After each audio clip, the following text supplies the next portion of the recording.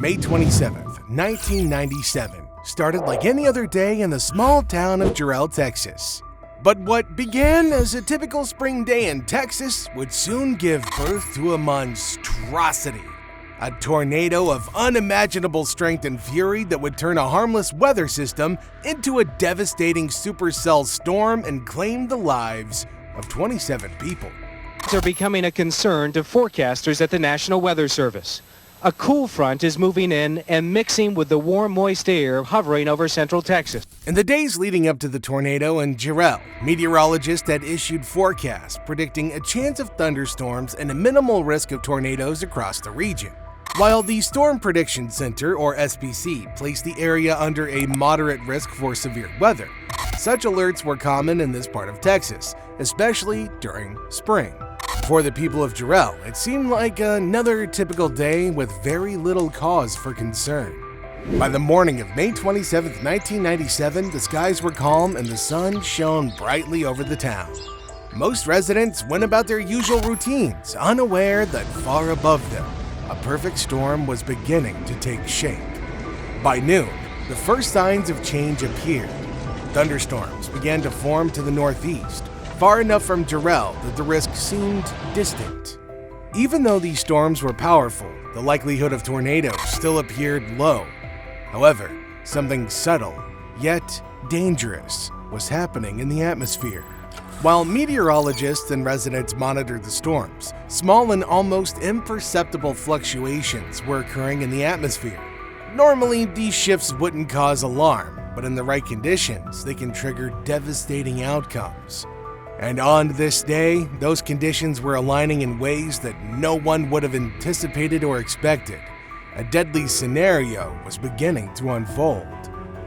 Suddenly, one storm began to dominate near Waco, Texas, just northeast of Jarrell. Instead of moving northeast like most storms, this one took an unusual turn. It drifted southwest, directly toward the unsuspecting residents of Jarrell. This very unusual storm movement placed the town in the path of an intensifying supercell. As the storm inched closer, meteorologists began to realize the true danger at hand. The tornado warnings became more urgent, but for many, it was already far too late to escape the path of what was quickly becoming a historic and deadly tornado. In just minutes, the skies that had been calm and peaceful transformed into a scene of chaos. Rain-cooled downdrafts can force the vortex to stand on end. As the vortex meets the ground, friction forces the winds to spin tighter, creating a funnel that sweeps up everything in its path. The most powerful tornado Texas had seen in decades was now bearing down on the town of Jarrell, and the lives of everyone in its path would never be the same again. It's very impressive as the transition of this storm goes from a small tornado into a monster killer tornado that will eventually hit Jarrell. At Jarrell Farm Supply, Scott Beckwith heard a warning over the radio about a tornado heading toward town. Curiosity made him step outside where he spotted a faint funnel cloud twisting in the distance.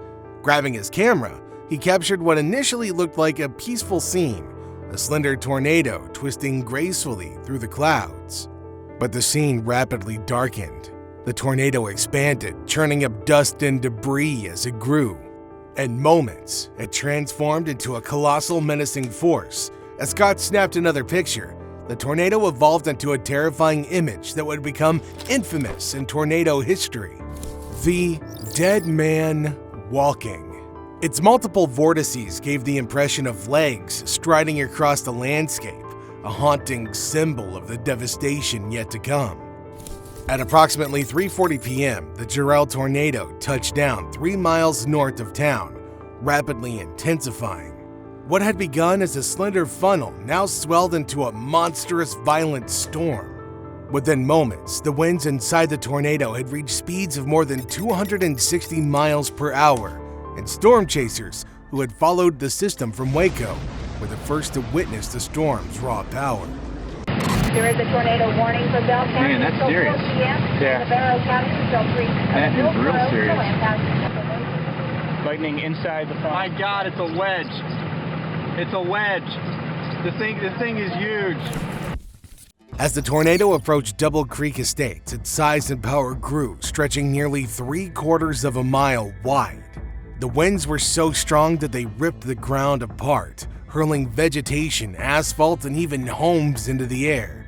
For 3 agonizing minutes, the tornado stalled over Double Creek Estates, obliterating everything in its path. Houses were reduced to bare slabs, cars were mangled, and debris filled the air, making it impossible to see. The dead man walking phenomenon, a rare and deadly feature, added to the storm's terrifying power. Emergency responders could only watch helplessly as the tornado tore through the area, leaving destruction in its wake. The town had mere minutes to react, and many were caught directly in the storm's path. The tornado, now a high-end F5, was unstoppable. For storm chasers, witnessing such raw power up close is both exhilarating and terrifying. On that day, they had front row seats to one of the most devastating tornadoes ever recorded. Tim Marshall, a seasoned storm chaser, recalled, "It was a slow-moving tornado about 1.2 kilometers wide, grinding houses and uprooting the ground, killed many people. Being so close to such destruction was awe-inspiring but also sobering." Despite their experience, the storm chasers could do nothing but watch as the tornado ravaged everything in its path. When the tornado finally lifted, Jarrell was unrecognizable. In just a matter of minutes, the storm had left a path of unimaginable destruction. Entire neighborhoods were reduced to rubble, homes completely leveled, and the tornado's raw power scarred the very ground itself. Neighborhood of about 3 dozen homes, some of them brick, flattening the subdivision in only minutes. I expected to find something, and we didn't find anything. Rescue teams arrived within minutes, but the damage was so severe that they almost passed by the estate thinking that there was nothing there. They couldn't even recognize where houses had once stood. Power lines were down, communications were cut off, and roads were blocked by fallen trees and debris. For many, there was nothing left to salvage. 27 lives were lost in the tornado, most of them residents of Double Creek Estates. 3 entire families were wiped out, and the youngest victim was 5 years old. Many survivors were left homeless, their lives uprooted in an instant. Apart from the houses destroyed, hundreds of livestock and animals were killed, their bodies scattered across the fields, adding to the grim aftermath. Cars were tossed and mangled, some barely recognizable. Trees had been stripped of their bark, and the tornado's winds dug up the very ground itself. The damage was estimated at over $40 million, but the emotional and psychological toll was far greater. This was a sobering reminder of the power of nature and the unpredictability of severe weather. In just a few short minutes, lives were lost, homes were destroyed, and a community was forever changed. But there were valuable lessons to be learned. The truth is that even with the best forecasts, the forces of nature remain unpredictable. Meteorologists had been tracking the supercell, but no one could have anticipated the tornado's sudden formation, its slow, destructive path, or its overwhelming intensity. This event demonstrated that no matter how prepared we think we are, nature can and will always surprise us.